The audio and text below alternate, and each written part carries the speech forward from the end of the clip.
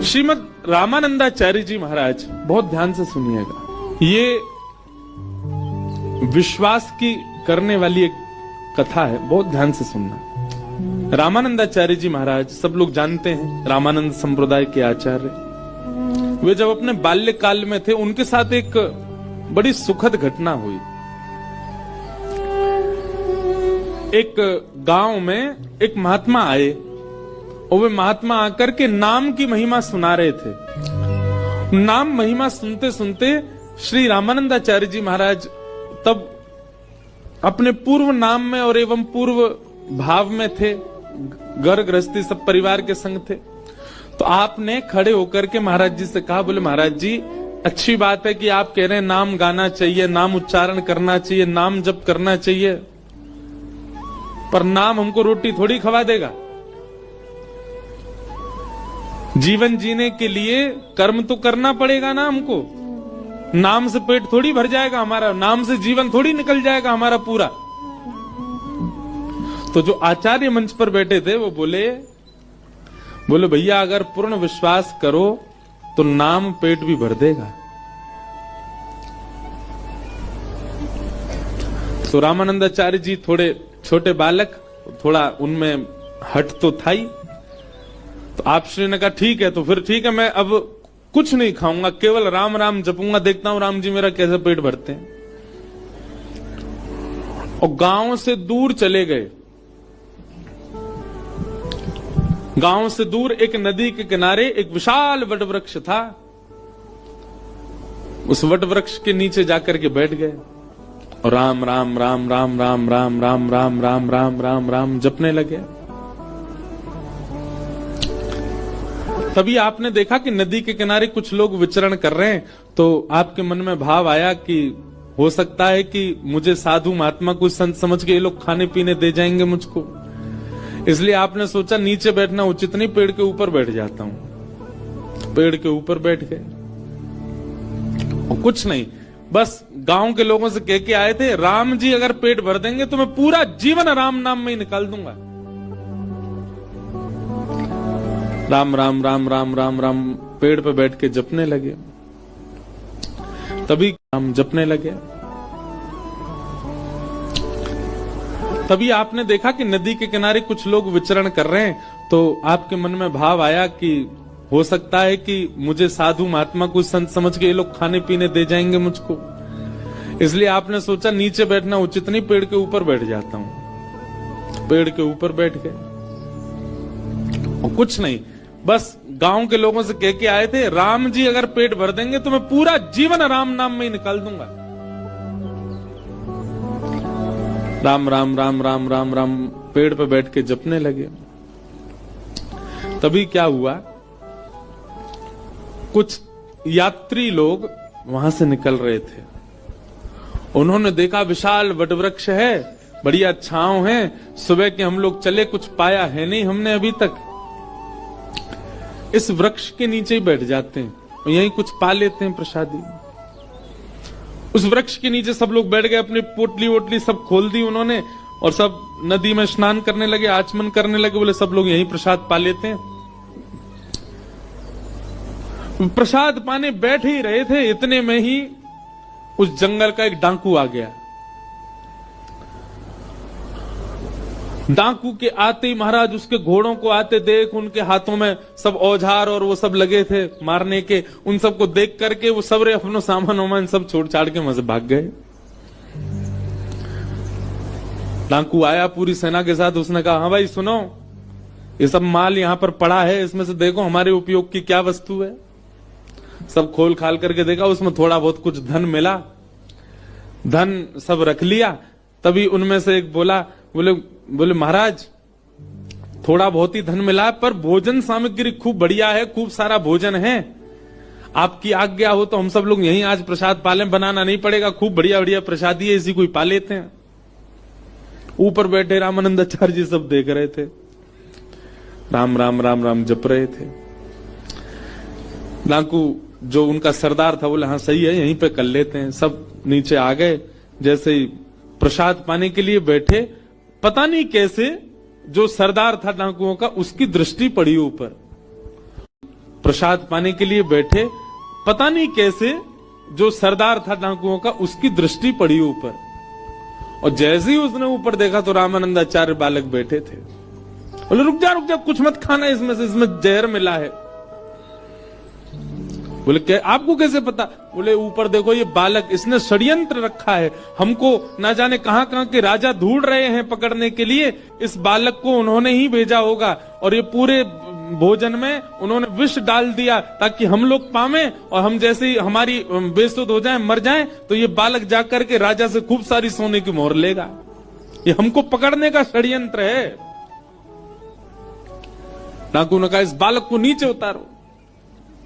रामानंदाचार्य जी नीचे आए, राम राम राम राम राम राम राम राम राम। बोले क्यों रे बालक, हमको खिलाने के लिए ये विष मिला करके तूने भोजन पूरा नीचे फैलाया? बोले नहीं, राम राम राम राम राम राम।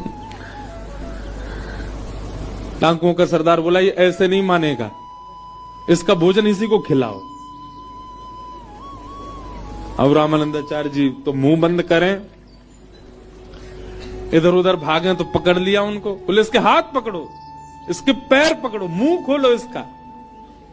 और जैसे ही मुंह खोल करके महाराज, अच्छा मुंह खोल करके भी कुछ गलत वस्तु नहीं है, पेड़ा खिला रहे हैं, मोहनथाल खिला रहे हैं, पूड़ी खिला रहे हैं, रबड़ी खिला रहे हैं, जितनी सामग्री थी सब खिला रहे हैं। रामानंदाचार्य जी के नेत्रों से आंसू गिर रहे। बोले जय हो राम जी, ऐसा प्रसाद तो मैंने कभी नहीं पाया कि 56 भोग ठूस ठूस के खिलाए जा रहे हैं। ये है राम नाम की महिमा। और उसी समय हमारे विश्व को, हमारे भारत भूमि को एक आचार्य मिले, श्री रामानंदाचार्य, राम नाम की महिमा से, जिनके शिष्य स्वयं श्री रैदास जी महाराज, श्री कबीरदास जी महाराज, ये सब उनके शिष्य हुए। इसका मतलब ये नहीं कि आप भी बैठ जाओ गंगा जी पर, राम राम राम राम। अच्छा एक बात बोलूं, करके देख लो, कोई बुराई थोड़ा ही है। राम जी कहीं ना कहीं से कृपा कर ही देंगे। लेकिन हम एक बात कह रहे हैं, जब हमको एक कथा से ये बात विश्वास हो गई कि राम नाम से अन्न मिल रहा है, तो क्यों ना उस राम नाम से राम को ही मांग लो। जब अन्न साधन मिल सकता है तो स्वयं राम क्यों नहीं मिल सकते? भगवान नाम अति श्रेष्ठ। इसलिए नाम बहुत आवश्यक है जीवन में, भगवान नाम। और भगवान नाम आत्म कल्याण के लिए होता है, यही भागवत का विषय। एक कथा में सुनाता हूं, एक गुरुजी बैठे थे गुफा में, ध्यान कर रहे थे। इतने में एक शिकारी वहां से निकल रहा था। तो शिकारी ने देखा कि भैया गुफा के अंदर गुरुजी बैठे हैं, महाराज जी कोई संत बैठे हैं। था तो वो शिकारी जानवरों को खा जाता था, लेकिन उसकी माँ ने उसको बचपन में कभी बताया कि भैया कभी संत महापुरुष मिले, तिलकधारी कोई मिले, जटाधारी कोई मिले, कोई धोती बगलबंदी में मिले, तो उसको प्रणाम करना और कुछ दक्षिणा जरूर देना। तो वो शिकारी उन गुरुजी के पास चला गया और गुरुजी से जाकर के बोला, बोले आप यहाँ क्या कर रहे हो? इस गुफा में बैठे हो, कब से भूखे प्यासे होंगे आप, मैं आपके लिए कुछ भोजन ले आता हूं। बोले हाँ, कुछ बढ़िया सा कुछ सामग्री ले आओ। इतने में शिकारी ने क्या किया, एक 12 सिंगा हिरण पकड़ के ले आया और पकड़ करके लाया और गुरुजी के सामने खड़ा कर दिया। बोले गुरुजी लो इसको मार दो, आप पकाओ, भोग लगाओ, फिर हमको भी बांट देना। गुरुजी बोले अरे भले आदमी, तो हिरण पकड़ के लाया। लेकिन गुरुजी ने सोचा शिकारी है, शिकारी क्या समझे कि भाई भक्ष नहीं खाना चाहिए। तो गुरुजी ने ऐसा विनोद में कह दिया, अरे हम ये साधारण हिरण नहीं खाते, हम तो ऊंचे और महंगा वाला और श्रेष्ठ गुण वाले हिरण का भोग लगाते हैं। बोले महाराज ये 12 सिंघा है, इससे भी श्रेष्ठ कोई हिरण होता है? बोले हाँ। बोले जरा बताइए तो, आप जो हिरण बोलेंगे मैं वही पकड़ के लाऊंगा अब तो बोले अरे उस हिरण को पकड़ने के लिए तो पूरा संसार भाग रहा, कोई नहीं पकड़ पाया। बोले नहीं नहीं, मुझसे बड़ा शिकारी नहीं है जंगल में कोई, आप आज्ञा करिए, वो जैसा होगा जहां होगा पकड़ के लाऊंगा मैं उसको। आप बताइए तो सही, उस गुण के सींग कैसे, उसके पैर कैसे, उसका मुख कैसा, जरा बताइए उसके बारे में, उसका रंग कैसा। संत विनोद में ही बोलने लगे, बरहा पीडम नटवर वपु कर्णयो कर्णकारम विभ्रदवासः कनक कपिसम वैजयंतीं च माला रंध्रान् वेणो अधर सुधया पूरयन् गोप वृंदै वृंदारण्यम स्वपदरमणम प्राविशद गीत कीर्ति। मोर मुकुट पहनता है। शिकारी बोला, हिरण मोर मुकुट पहनता है? हाँ। और कर्णयोः कर्णकारम, उसके कान दो हैं लेकिन कुंडल एक ही पहनता है। और कभी वो इस कान में पहन लेता है, कभी निकाल के इस कान में पहनता है। हमारे नाना जी इतना सुंदर वर्णन करते थे, बोले ठाकुर जी कुंडल कैसे पहनते हैं? तो जैसे ये पुष्प है ना, जैसे आप कभी ग्वारियाओं को देखोगे, वो क्या करते हैं, इधर लगा लेते हैं ऐसे, इसको कर्ण फूल कहते हैं। यहाँ ऐसे धारण कर लेंगे, अगर लंबा हो पीछे से। तो ठाकुर जी क्या करते हैं, यहाँ पे पुष्प लगा लिया। अब लगाते लगाते चलेंगे, इतने में दूसरी तरफ चल रहा मधुमंगल बोलो, लाला महाकुंडल बढ़िया ना लग लो, या बारे में लगा। सो ठाकुर जी इधर से पुष्प को उछालते हैं, उछाल करके इधर धारण कर लेते हैं। फिर यहां से श्री रामा कहेगो, ना लाला मां बढ़िया ना लग रहा, यहीं पहन। तो फिर उछालते हैं, फिर यहां पहन लेते हैं। और ठाकुर जी ऐसे हाथ से निकाल के नहीं पहनते, ऐसे उछालते हैं कि वो कान के ऊपर ही आके लगता है। तो कर्णयोः कर्णकारम, बोले कुंडल पहनता कानों में। शिकारी बोला, कुंडल पहनने वाला हिरण है? बोले हाँ। मोर मुकुट पहनता है, कानों में कुंडल पहनता है, और विभ्रदवासः कनक कपिसम, पीली पीतांबरी पहनता है। शिकारी बोला, भगवान मैं तो इतना बड़ा हो गया, मैंने ऐसा हिरण तो कहीं नहीं देखा। बोले और क्या करता है? बोले वही जयंतीम च मालाम, वैजंती माला पहनता है। और सबसे श्रेष्ठ उसका गुण क्या है? बोले रंध्रान वेणु अधर सुधया, बोले अपनी कोमल कर उंगलियों से आच्छादित करता हुआ छिद्रों को वेणु बजाता है। आहा,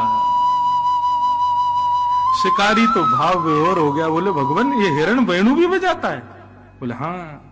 रंध्रान वेणु वदर सुदया पूरयन गोप वृंदई वृंदारण्यम स्वपदर्मणम प्राविशद गीत कीर्ति। एक मतवाली सी चाल चलता है, टेढ़ी चाल चलता है, एक पैर के आगे दूसरा पैर नहीं रखता, तिरछा चलता है। ऐसी बांकी अदा में रहता है। हम तो इस हिरण के उपासी हैं, ये मिलेगा तो इसका भोग लगाएंगे। शिकारी ने कहा, गुरुजी मैं आपको वचन दे के जाता हूं, जब तक ये हिरण मुझको नहीं मिल जाएगा मैं भी भूखा रहूंगा। अब तो इसी हिरण को पकड़ के लाऊंगा, पहले आप भोग लगाना, फिर उसी का प्रसाद मुझको दे देना। अब गुरुजी तो अपने ध्यान में चले गए, बोले ठीक है जाओ जाओ जाओ अपना शिकार करो। लेकिन वो शिकारी तो बड़ा सीरियस हो गया, वो तो निकल गया महाराज, एक एक गुण लिख लिया था उसने। अब वो ढूंढ रहा है। अब देखो गुरु की आज्ञा मान करके और वो सब गुण दे करके शिकारी भली शिकार की भावना से जा रहा है, लेकिन चिंतन तो ठाकुर जी का कर रहा है ना। सामने हिरण आ जाते हैं तो सोचता नहीं ये नहीं है, मोर मुकुट वाला होगा, ऐसा होगा। एक दिन बीत गए, 2 दिन बीत गए, 3 दिन बीत गए, 4 दिन बीत गए। भूख के कारण प्राण निकलने लगे उस शिकारी के। लेकिन सोचने लगा मेरे गुरुजी भी तो भूखे बैठे हैं, जब वो भूख सहन कर रहे हैं तो मैं क्यों नहीं करूं। अब तो इसी हिरण को पकड़ के ले जाऊंगा। इतनी व्याकुलता उसके तन में आ गई, शिथिल हो गया, गिरने लगा, ऐसी स्थिति आ गई। लेकिन सामान्य हिरण का शिकार नहीं कर रहा था। ठाकुर जी को उसका ये भाव प्रिय लग गया। और इतने में ही सघन कुंज में से पीतांबरी पहने, बांकी अदा से मोर मुकुट धारण किए, एक कुंडल गले में वैजंती माला, पीतांबरी आच्छादित है, सुंदर अधर पर वेणु धारण करके बांकी अदा से चलते हुए श्याम सुंदर जैसे सन्मुख आए उस शिकारी के। ठाकुर जी के रूप माधुरी को देख करके एक एक अंग को जब उसने देखा तो उसको याद आया, गुरुजी ने जो बताया था ये तो बिल्कुल वैसा ही है। मोर मुकुट पहने, गले में वैजंती माला है, वेणु बजा रहा है, तिरछी चाल चल रहा है, पीतांबरी पहनी है, गले कान में एक कुंडल है। तुरंत अपना जाला उठाया जिससे हिरण को पकड़ता था। ठाकुर जी आगे आगे चल रहे, वो पीछे पीछे चल रहा है।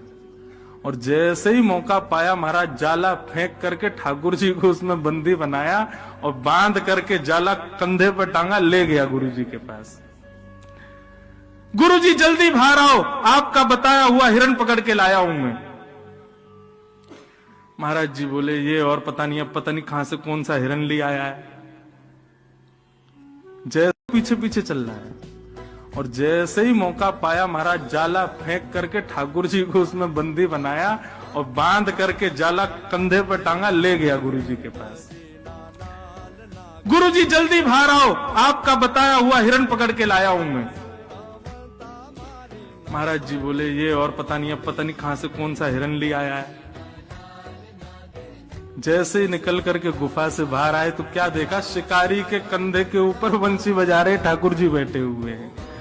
जैसे ये दृश्य देखा महाराज, देखते ही महाराज जी तो मूर्छित होके गिर गए। होश में आए, जलवल डाला उसने शिकारी ने, बोले गुरुजी होश में आओ।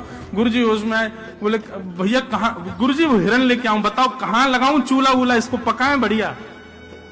गुरुजी बोले भले आदमी, इनको छोड़ जल्दी। बोले गुरुजी भाग जाएगा, ये बहुत मुश्किल से मिला, मुझे 5 दिन लगे इसको पकड़ने में। तब गुरुदेव ने आज्ञा की। ठाकुर जी मंद मंद मुस्कुरा रहे थे।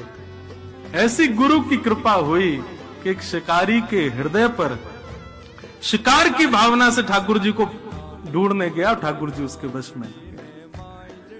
तो हे नाथ, आपके नाम में इतनी सामर्थ्य है, आपकी लीला गुण में इतनी सामर्थ्य है कि एक स्वपच प्रजाति का व्यक्ति भी आपकी प्राप्ति कर पाएगा। इसलिए मुझे यही समझ आया कि सबसे श्रेष्ठ संसार में अगर कुछ है तो वो आपका नाम है भगवान। उस नाम के आश्रय में, कथा के आश्रय में कोई भी आ जाए, उसको आप मिल ही जाते हो, उसको आपकी प्राप्ति हो ही जाती है। ऐसे नाम को हम बारंबार प्रणाम करते हैं। इसलिए हम कथाओं में गाया करते हैं,